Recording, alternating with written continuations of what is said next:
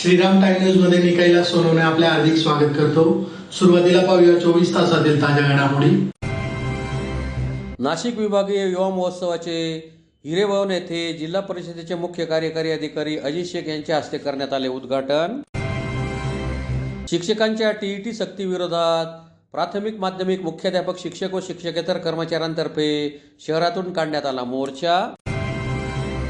शहरातील survey number 529 मधील आकारणी चुकीच्या पद्धतीने झाल्यामुळे ती रद्द करून परिसरातील रहिवासी वस्त्या रेग्युलाइज करण्याची मागणी। आणि सोनगीर येथील श्री संत गुलाबबाबा मंदिराच्या वर्धापन दिनानिमित्त विविध धार्मिक कार्यक्रमांचे आयोजन। आता बातमीपत्र विस्ताराने। क्रीडा व युवक सेवा संचालनालय पुणे उपसंचालक क्रीडा व युवक सेवा नाशिक विभाग नाशिक तसेच जिल्हा क्रीडा अधिकारी कार्यालय धुळे यांच्या संयुक्त विद्यमाने नाशिक विभागीय युवा महोत्सवाचे उद्घाटन शहरातील स्टेशन रोडवरील हिरेभवन येथे शुक्रवारी जिल्हा परिषदेचे मुख्य कार्यकारी अधिकारी अजित शेख यांच्या हस्ते संपन्न झाले। क्रीडा व युवक सेवा संचालनालय पुणे उपसंचालक क्रीडा व युवक सेवा नाशिक विभाग नाशिक तसेच जिल्हा क्रीडा अधिकारी कार्यालय धुळे यांच्या संयुक्त विद्यमाने नाशिक विभागीय युवा महोत्सवाचे उद्घाटन जिल्हा परिषदेचे मुख्य कार्यकारी अधिकारी अजित शेख यांच्या हस्ते शहरातील स्टेशन रोडवरील हिरेभवन येथे शुक्रवारी संपन्न झाले। युवा महोत्सवाचे आयोजन जिल्हा स्तर, विभाग स्तर, राज्य स्तर आणि राष्ट्रीय स्तर अशा 4 टप्प्यात केले जाते। त्यानुसार शुक्रवारी विभाग स्तरावरील महोत्सवात नाशिक, जळगाव, धुळे व नंदुरबार जिल्ह्यातील 15 ते 29 वर्षे वयोगटातील जिल्हा स्तरावर प्रथम क्रमांक मिळवणाऱ्या युवक युवतींनी भाग घेतला आहे।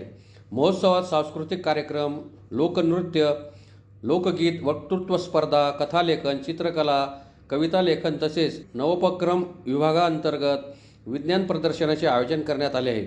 विभागीय स्तरावरील प्रथम क्रमांक विजेत्यांना राज्य स्तरावर सहभागी होता येणार आहे। यावेळी मुख्य कार्यकारी अधिकारी अजित शेख तसेच जिल्हा क्रीडा अधिकारी पाटील यांनी उपस्थितांना मार्गदर्शन केले। उद्घाटन सोहळ्यास जिल्हा आरोग्य अधिकारी डॉक्टर सचिन बोडके, जिल्हा क्रीडा अधिकारी मनोहर पाटील, क्रीडा अधिकारी रेखा पाटील आदी उपस्थित होते। राज वाघ, हर्षल परदेशी, चित्रा ओलाकरा, भगवंत तायरे, प्राध्यापक सदाशिव सूर्यवंशी, हंसराज पाटील, प्राध्यापक संजय डोडरे, प्राध्यापक भाग्यश्री पाटील, चित्रा पवार, चेतन मराठे, अमित सोलंकी, किरण पोद्दार, डॉक्टर चंद्रशेखर निकम, DV कोठावदे आणि प्राध्यापक डॉक्टर BN कादडे यांनी परीक्षक म्हणून काम पाहिले। कार्यक्रमाचे सूत्रसंचालन पूनम बेडसे यांनी केले। मुद्रा अग्रवाल यांनी आभार मानले। क्रीडा व युवक संचालनालय महाराष्ट्र राज्य पुणे, माननीय उपसंचालक क्रीडा व युवक नाशिक विभाग नाशिक, जिल्हा क्रीडा कार्यालय या तिघांच्या संयुक्त विद्यमाने आज 5 डिसेंबर 2025 रोजी नाशिक विभाग स्तर युवा महोत्सवाचे आयोजन करण्यात येत आहे। युवा महोत्सव म्हटलं तर आमचा क्रीडा विभाग शालेय शिक्षण क्रीडा व युवक कल्याण हा विभाग आहे। म्हणजे या विभागामार्फत स्पर्धाच फक्त आयोजित केल्या जात नाहीत, युवकांची अनेक उपक्रम जसे युवा पुरस्कार, युवक कल्याण अनुदान योजना, युवा सप्ताह त्याचाच एक भाग म्हणून या ठिकाणी आपण युवा पुरस्कार घेत आहोत। युवा पुरस्कार महाराष्ट्रातील प्रथम सगळ्या जिल्ह्यांवर आयोजित होतो आणि जिल्ह्यात स्तराचा विजयी संघ त्याच्यात लोकनृत्य, लोकगीत, वक्तृत्व स्पर्धा, चित्रकला स्पर्धा, विज्ञान प्रदर्शन अशा बाबी आहेत। साधारणतः 35 ते 40 युवक युवतींचा समूह या ठिकाणी सहभागी झालेला आहे।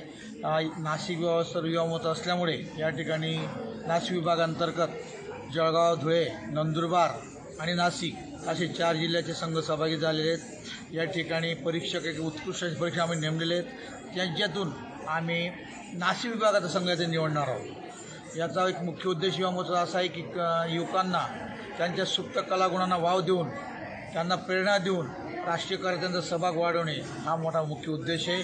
आणि जर आपण सहभाग पाहिला तर मी यापूर्वी जिल्हा युवा महोत्सव घेतला, त्यात बऱ्याच मोठ्या प्रमाणावर सहभाग झालेला होता। या ठिकाणी जवळपास 150 युवक युवती या ठिकाणी सहभागी झालेले आहेत। या ठिकाणी उत्कृष्ट संघ निवडून आमच्या सगळ्या कार्यालयाचे सगळे क्रीडा अधिकारी, कोचेस व नेरवाचे प्रतिनिधी सगळ्यांनी खूप परिश्रम घेतले आणि हा कार्यक्रम यशस्वी होणार आहे। दुपारी 4 वाजता समारोप कार्यक्रम होणार आहे. त्या समारोप कार्यक्रमासाठी मान्यवर उद्घाटन म्हणून या ठिकाणी अतिशय उपस्थित होते आणि जो समारोप कार्यक्रम होणार आहे त्यातही बरेच मान्यवर उपस्थित राहणार आहेत.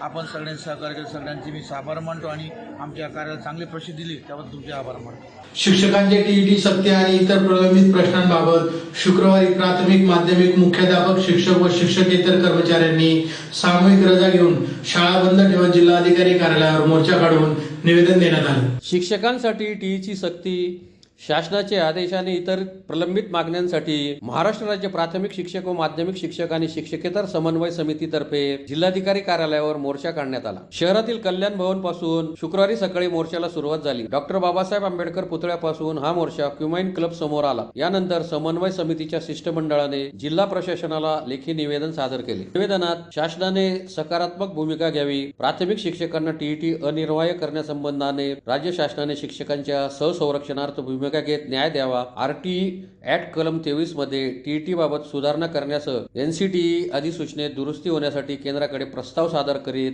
आवश्यक पावले उचलावी, टीईटी अनिर्वाह्यतेच्या नावाखाली थांबवलेल्या पदोन्नती प्रक्रिया सुरू करावी, जुनी पेन्शन योजना पूर्ववत बहाल करावी, कमी पट संख्येच्या नावाखाली शाळा बंद करण्याचे धोरण रद्द करावे, शिक्षण सेवक योजना बंद करून पूर्ण वेतनावर नियमित शिक्षक भरती पूर्वलक्ष्मी प्रभावाने सुरू करावी, सर्व विषय पदवीधर शिक्षकांना भेदभाव न करता पदवीधर वेतन श्रेणी लागू करावी, शिक्षकेतर कर्मचाऱ्यांची बंद असलेली पदभरती सुरू करावी, अध्यापन प्रक्रियेला अडथळा ठरणारी पूरक कामे बंद करावी, मनपा नगरपालिका शाळांचा शिक्षक वेतन प्रश्न मार्गी लावावा, ग्रामीण भागात सेवारत जिल्हा परिषदेच्या शिक्षकांसाठी मुख्यालयी शासनाने निवासस्थाने बांधून द्यावीत, तोपर्यंत मुख्यालयी राहण्यासंबंधाने शिस्तभंगाच्या नावाखाली सक्ती करू नये, आश्रमशाळांमध्ये कंत्राटी शिक्षक भरतीचे धोरण रद्द करावे, पेसा क्षेत्रात प्राथमिक शाळांमध्ये नियमित शिक्षकांची भरती होईपर्यंत कार्यरत कंत्राटी शिक्षकांच्या सेवा कायम ठेवाव्यात, शिक्षकांच्या सेवाविषयक समस्या व शाळातील प्रश्नांच्या सोडवणुकीसाठी मंत्रालय स्तरावर संघटनांच्या किमान त्रैमासिक नियमित बैठक आयोजित कराव्यात, आंतरजिल्हा बदलीचा पुढील टप्पा तात्काळ सुरू करावा, तसेच बदलीसाठीच्या अनिर्वाह्य सेवा कालावधीची अट शिथिल करावी, अशा मागण्या करण्यात आल्या आहेत. मोर्चात शिक्षक समितीचे बापू पारधी, एकनाथ भामरे, संजय पोद्दार, गमन पाटील, शरद पाटील, योगेश दात्रक, चंद्रकांत सत्तेशा, धीरज परदेशी, रवींद्र पाटील, महेश मुळे, नितीन ठाकूर, आर.व्ही. पाटील, संजय पवार, उदय तोरवणे, डॉक्टर संजय पाटील, ज्ञानेश्वर कंखर, निशांत रंदे, डॉक्टर आनंद पवार, सतीश पाटील, भटू पाटील, तुकाराम बैरम आदींसह शिक्षक शिक्षकेतर कर्मचारी सहभागी झाले होते. महाराष्ट्र राज्य प्राथमिक शिक्षक व माध्यमिक शिक्षक, उर्दू शिक्षक व शिक्षकेतर सर्व कर्मचाऱ्यांच्या समन्वय समितीच्या वतीने 5 डिसेंबर शाळा बंद आंदोलन व मोर्चामध्ये भव्य दिव्य महाराष्ट्रामध्ये काढून 1 सप्टेंबर 2027 पूर्वी जे माननीय सर्वोच्च न्यायालयाने टीएटीचं परीक्षेचं जे बंधन केलेलं आहे आणि सेवा समाप्तीचा आदेश काढून शिक्षकांच्या मनामध्ये एक भीती निर्माण केलेली आहे. या भीतीपोटी 23 नोव्हेंबर 2025ला जी टीएटीची परीक्षा झाली त्या टीएटीच्या परीक्षेला आमचा शिक्षक बांधव जात असताना त्यांना हृदयविकाराचा झटका आला. म्हणून या महाराष्ट्रातील शिक्षकांच्या मनामध्ये जी भीती आहे ती दूर व्हावी म्हणून हा सर्व संताप उद्रेक या महाराष्ट्र शासनापर्यंत पोहोचावा म्हणून आज संपूर्ण महाराष्ट्रामध्ये या समन्वय समितीने हे आंदोलन आणि मोर्चा काढलेला आहे. आज धुळे जिल्ह्यामध्ये जवळजवळ 100% शाळा बंद करून या मोर्चा भव्य दिव्य असा मोर्चा आज आयोजित करण्यात आला.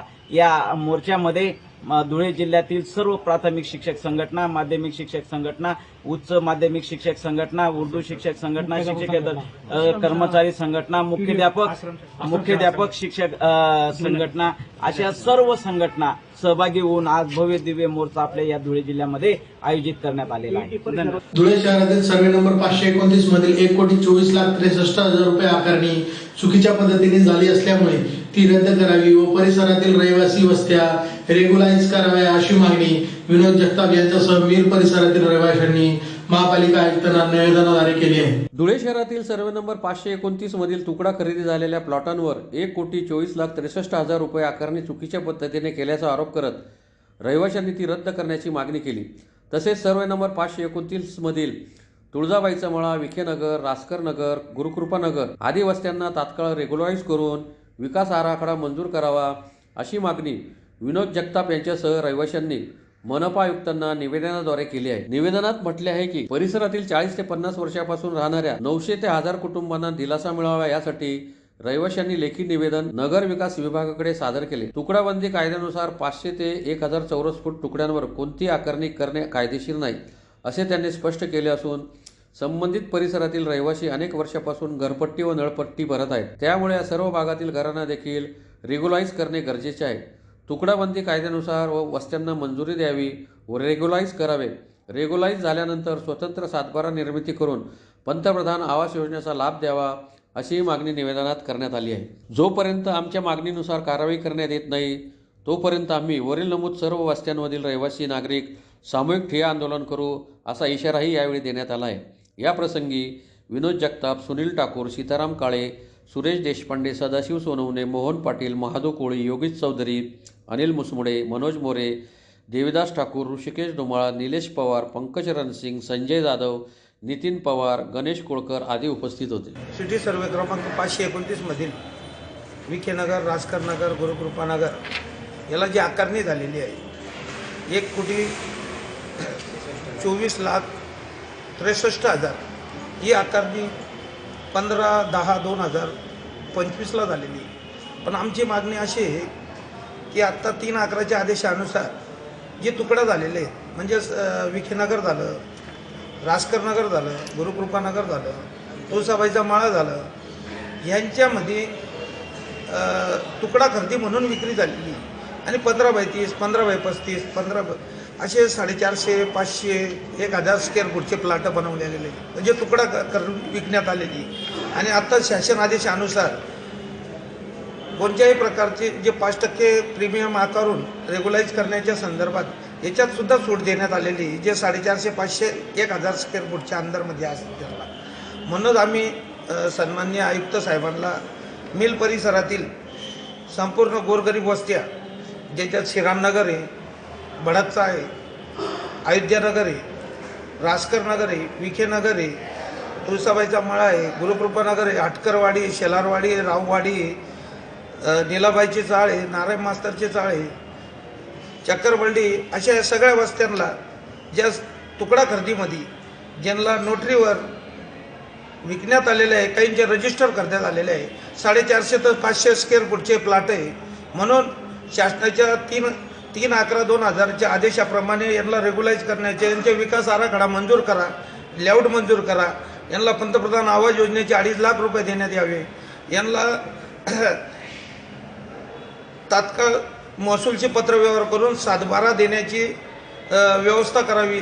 या संदर्भात आयुक्त साहेबांशी आम्ही चर्चा केली आणि आयुक्त साहेबांनी सांगितलं की शासन आदेश तपासून आम्ही नक्कीच या 40 ते 50 वर्षापासून सातत्याने या वस्त्यांमधले लोक गोरगरीब राहतात, हमाली काम, रिक्षा, ड्रायव्हर मिळेल त्या दुकानांवर काम करणे, अशा प्रकारे व्यवसाय करणाऱ्या लोकांना कशा प्रकारे दिलासा देण्यात येईल, अशा प्रकारची मागणी आम्ही आयुक्तांकडे केली आणि आयुक्तांनी आम्हाला धुळे तालुक्यातील सोनगीर येथील श्री संत गुलाबबाबा मंदिराच्या वर्धापन दिनानिमित्त श्री संत गुलाबबाबांच्या प्रतिमेची गुरुवारी शोभायात्रा व पादुका मिरवणूक काढण्यात आली। धुळे तालुक्यातील सोनगीर येथील श्री संत गुलाबबाबा मंदिराच्या वर्धापन दिनानिमित्त गुरुवार व शुक्रवार असे 2 दिवस विविध धार्मिक कार्यक्रमांचे आयोजन करण्यात आले होते। परमपूज्य सद्गुरू डॉक्टर मुकुंदराज महाराज यांच्या मार्गदर्शनाने सदर कार्यक्रमांचे आयोजन करण्यात आले होते। गुरुवारी सकाळी श्री संत गुलाबबाबांच्या प्रतिमेची शोभायात्रा व पादुका मिरवणूक काढण्यात आली। रात्री 8 वाजता हरिभक्त परायण शाहीर मुरलीधर लोणागरे महाराज यांच्या कीर्तनाचा कार्यक्रम संपन्न झाला। शुक्रवारी काल्याच्या कीर्तनाचे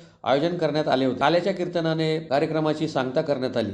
दुपारी महाप्रसादाचे आयोजन करण्यात आले। महाप्रसादाचा शेकडो भाविकांनी लाभ घेतला। यावेळी सोनू भाटिया, जिमी अल्मेडा, ज्योती अल्मेडा, नंदू पालादुस्कर, गोपाल उमक, आर.एस. पाटील, शांताराम पाटील, युवराज सूर्यवंशी, हिरालाल माळी, सुरेश जोगी, राजेंद्र वाणी, दुर्गादास धनगर, गोपीचंद बैसाने, संतोष पाटील, रामकृष्ण पाटील, पंकज पाटील, नगीनदास पाटील, सुनील धनगर, सुनील बन्सीलाल धनगर, उषा जाधव, पांडुरंग सैंदाने, निंबा कासार, कल्याण पाटील, दिलीप पाटील आदी उपस्थित होते। सिद्धेश्वर श्री संत गुलाबबाबा मंदिराचा आज 9वा वर्धापनीचा निमित्त आज रात्री 9 वाजता शाहीर लोणागरे महाराजांचा जाहीर कीर्तनाचा कार्यक्रम, तसेच उद्या सकाळी गोपाळकाला आणि महाप्रसादचे आयोजन करण्यात आलेले आहे। तरी सर्व भाविकांनी मोठ्या संख्येने लाभ घ्यावा ही नम्र विनंती। पालखी मिरवणूक कुठून काढायला मग? पालखी मिरवणूक मंदिरापासून संपूर्ण गावात परत मंदिरापर्यंत नेण्यात येत आहे. संध्याकाळला आणि दुपारी महाप्रसादाचे आयोजन करण्यात आलेले आहे. तरी सर्व भाविकांनी मोठ्या संख्येने लाभ घ्यावा ही नम्र विनंती. दादा सिद्धेश्वर संत श्री गुलाबबाबा की जय. मी पांडुरंग खंदाने. संत गुलाबबाबा मंदिराचा यावर्षी 9वा वर्धापन दिवस साजरा करण्यात येत आहे. सकाळी 7 वाजता अभिषेक केला, त्यानंतर धनगर गल्ली, गुजर गल्ली, पाटील गल्ली, परत इंदिरा नगरपासून कासार गल्ली, सावता चौक मार्गे चौशक्ती चौकातनं आता पालखी सरळ बाजारपेठेतनं ठिकाणावर प्रस्थान होईल. परत सकाळी रात्री लोणागरे शाहीर महाराज यांचे कीर्तन आहे. परत सकाळी 9:30 वाजता गोपालकाला महाप्रसाद होणार आहे. तरी गावातील सर्व भक्तांनी व परिसरातील लोकांनी प्रसादाचा लाभ घ्यावा ही नम्र विनंती. पुन्हा एक नजर ठळक घडामोडींवर. नाशिक विभागीय युवा महोत्सवाचे हिरेभवन येथे जिल्हा परिषदेचे मुख्य कार्यकारी अधिकारी अजित शेख यांच्या हस्ते करण्यात आले उद्घाटन. शिक्षकांच्या टीईटी सक्तीविरोधात प्राथमिक माध्यमिक मुख्याध्यापक शिक्षक व शिक्षकेतर कर्मचाऱ्यांतर्फे शहरातून काढण्यात आला मोर्चा. शहरातील सर्वे नंबर 529 मधील आकारणी चुकीच्या पद्धतीने झाल्यामुळे ती रद्द करून परिसरातील रहिवासी वस्त्या रेग्युलाइज करण्याची मागणी. आणि सोनगीर येथील श्री संत गुलाबबाबा मंदिराच्या वर्धापन दिनानिमित्त विविध धार्मिक कार्यक्रमांचे आयोजन. याचबरोबर श्रीराम टाइम न्यूजच्या बातमीपत्र संपले.